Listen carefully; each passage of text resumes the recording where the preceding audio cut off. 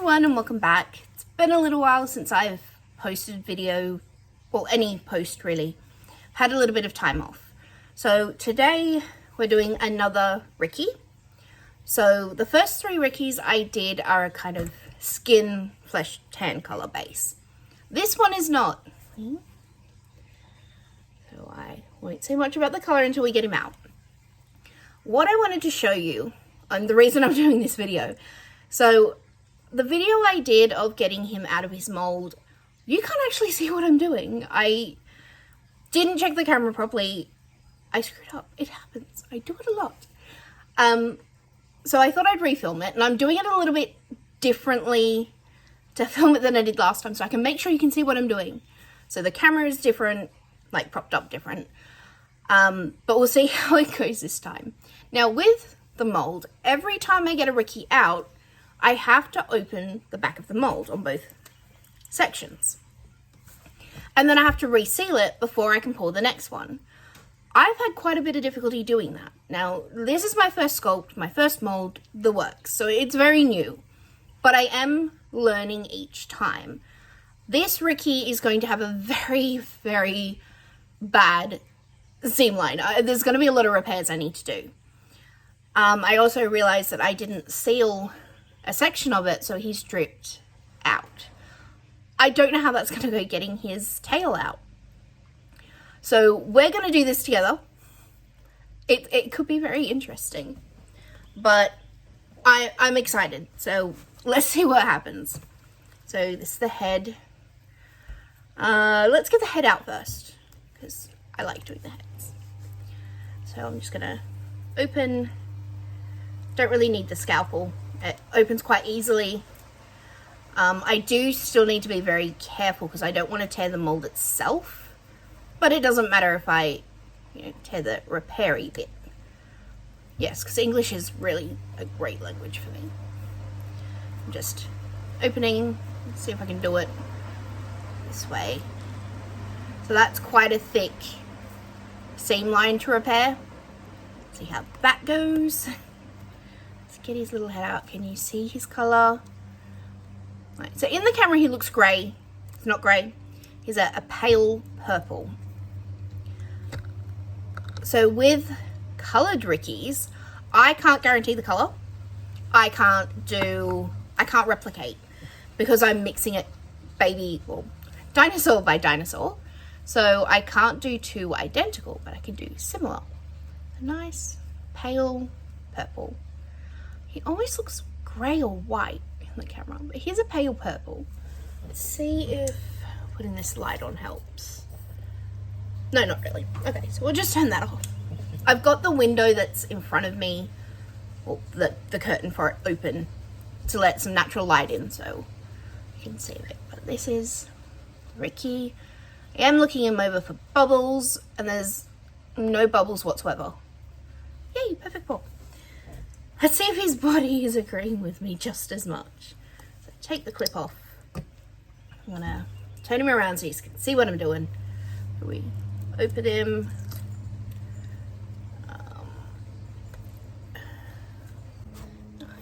So hopefully you can see a little bit better now.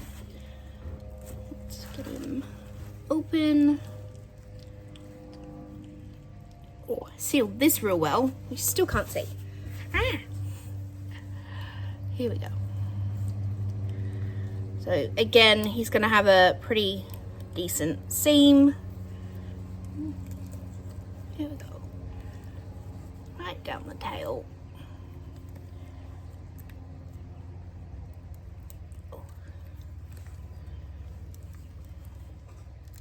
So I'm trying to watch what I'm doing, and I can't, damn it. I can't just watch it in the camera, because I need to keep an eye on the seam itself. Where's my little... I need to use the scalpel this time. So it's quite thick down here by the tail.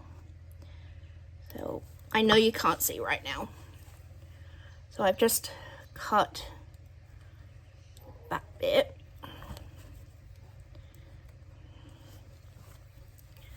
It's hard to do it so that you can actually see. I don't have anyone to help me film today. I'm gonna When using the scalpel, I have to be careful not to cut the mold, but I have to be careful not to cut my dinosaur. So I do that super carefully. Peel him like a banana. Get my finger in there. Look at that. Let's start pulling him out. Bring the neck first. All these little extra bits. Just like that.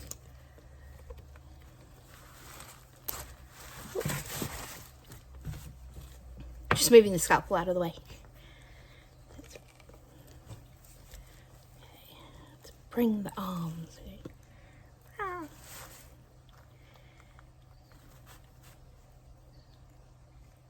So far, this is number 4.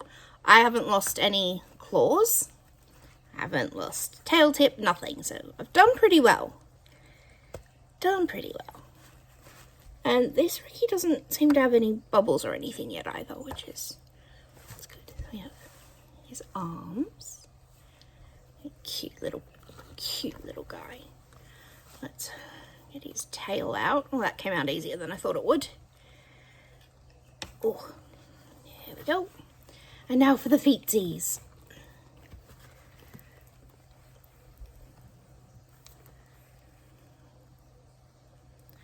I'm just pulling firmly, but I'm still being gentle because I don't want to tear him.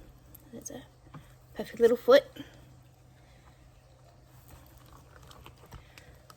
Reminds me of mozzarella cheese. Look at that, we have a Ricky. So this is Ricky, his little body.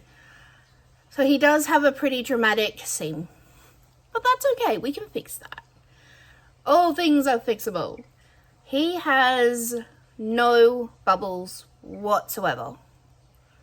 That's a super good paw. I'm really happy with that. Really happy with that. So, give him a bath, his head and body. Give him a bath, and then I will come back and start seam repair. So that's the first purple Ricky Rex, and he's going to be painted purple, obviously. Sort of a darker purple at the back and a lighter purple at the front. These Rickies are going to be available at the West Australia Reborn Doll Show. That is taking place in November. I think it's the 25th. I can't remember off the top of my head. It was an amazing show last year. I was so happy to be a part of it, and I am having a table this year. I'm hoping to have an army of these little Rickies there, ready, waiting to go. They have a couple of little accessories as well. So come and visit me at the table. Come to the show. It's a wonderful environment. Everyone's nice, helpful. It's a great day. It's always a great day. I've sped this up. That's just a sink of relatively hot water, but not too hot, which helps get rid of the mold release that is essential to be inside the mold when you pour. A very soft toothbrush and some dish soap is all I use. So I give them a scrub, let the pieces sit in the warm water, give them a rub over, and then rinse them off in the water. I empty the sink and then rinse them off under running water. So the reason I start with a sink full and sit them in it is because it helps heat up the mold release. The sun has completely disappeared on me. Of course, I might end up having to shut that curtain and just use the lamplight. So Ricky has had his bath. I'm going to dry him off. So I use a super cheap paper towel. The reason for that is because it doesn't leave little fluffy bits behind. So it is not super absorbent. It's not what I use to sort of clean with, but it's really good for this because it doesn't leave a residue. Let's clean them up.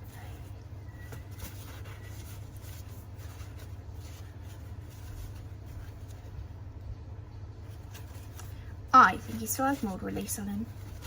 The mold release can be a bit of a pain in the bottom to get off. A lot of washing and scrubbing. They're worth it.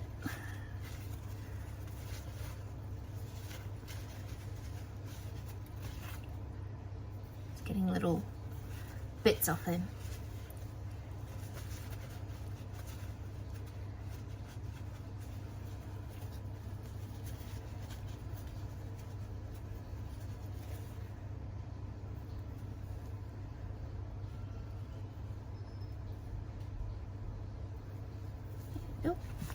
So I'm going to start trimming the seam line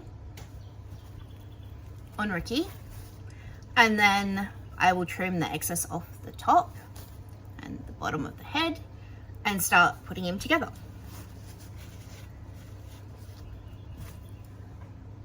If I can find what I did with my scalpel. Here it is.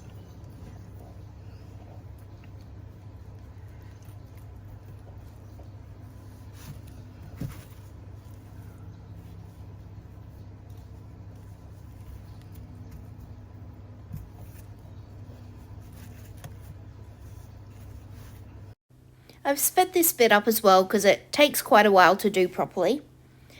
And I do point out that one side is higher than the other. But I do that a couple of times throughout the video because I'm forgetful. So I use the scalpel first because that's how I've done it with the other three.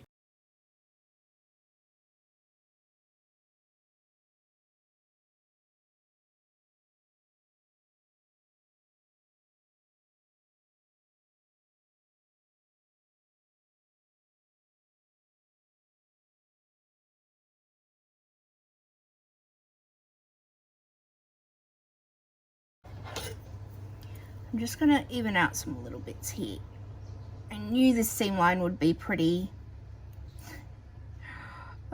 bad, but it's okay.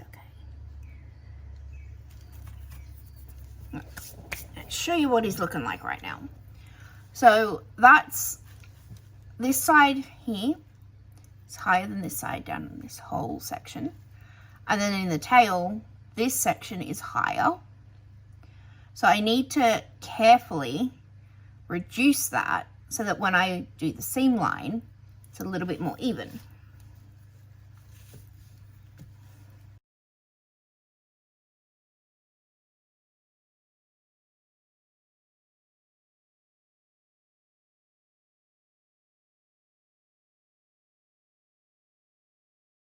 I started to get worried while I was doing this bit because it started looking so much worse.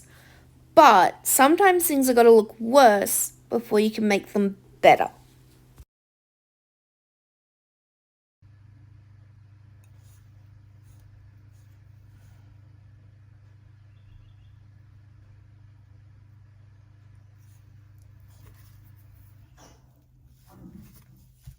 That noise in the background is the washing machine. There was sun this morning, so I decided to do washing, and now the sun's like, oh wait, you're doing washing, so I'm just going to disappear now. But thanks. So after using the scissors to help even out some of it on Ricky's body, I decided to give it a go using the scissors on the seam on the head instead of using the scalpel. And I found it much easier and safer for fingers.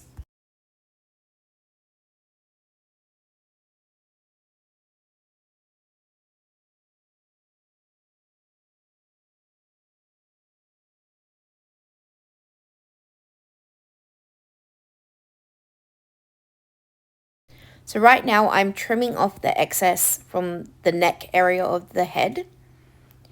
And I'm using sort of gravity almost to help pull the blade through so that it's a more even cut. And even though I did it that way, I still didn't cut in a straight line because, well, it's me and straight lines and me just don't work. Which is what I'm showing you there. It's at an angle. So I'll use the scalpel or the scissors, there we go, to trim it a little so that it's a bit more flat.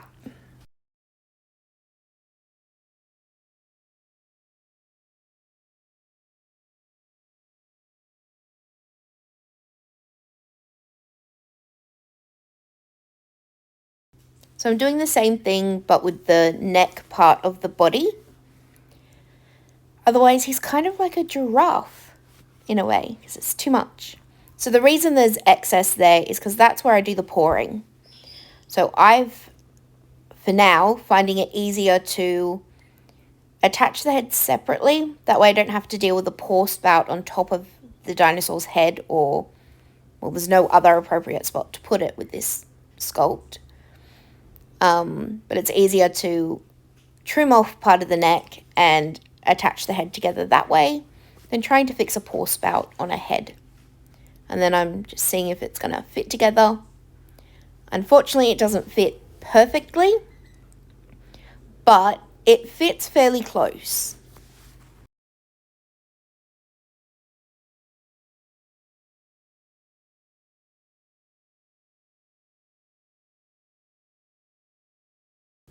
So now I'm just reaching around to grab all the stuff I need to put the head on.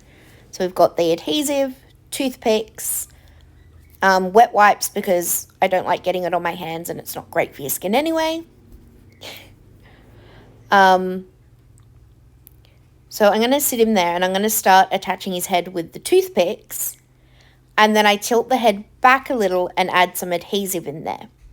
So doing the toothpicks first allows me, while I'm just jiggling you around for a second, allows me to be able to position the head without worrying about disturbing the adhesive or making an absolute mess, which I'm going to make anyway. I always do.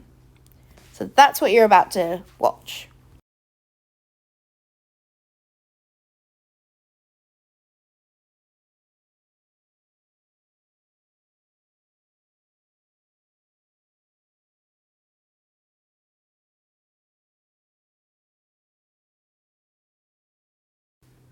So I'm getting the adhesive together now, but I've got to make sure that the ends of the toothpicks up near the head aren't actually poking into the head, because that can cause some damage. Now these toothpicks are so thin, the same as if you used a sewing pin, that as you paint the kit, it completely repairs what tiny little holes there are. So at the front of his neck, which you can't really fully see, I'm pushing the adhesive in there. So it's all through that middle section of the gap between the head and the body.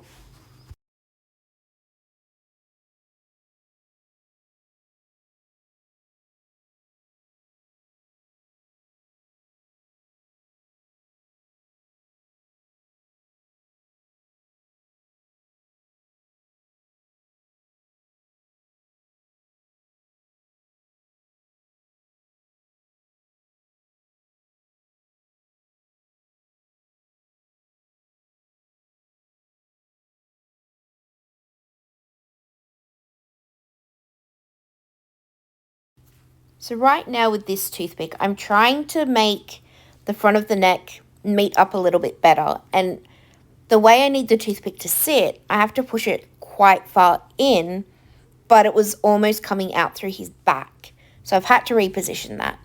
And the reason I'm repositioning things is so that the neck just meets up a little bit better and it's less repair work and it'll look better in the end. I've sped this bit up, I've added the adhesive and I've removed excess, and I'm just making sure that all the bits are lined up.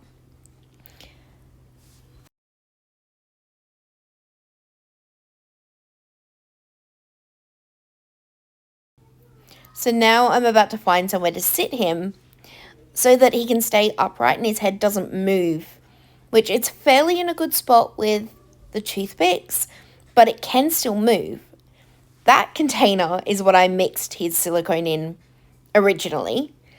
So I was going to pull it out, but I can't let him go, you know, the whole one-handed thing.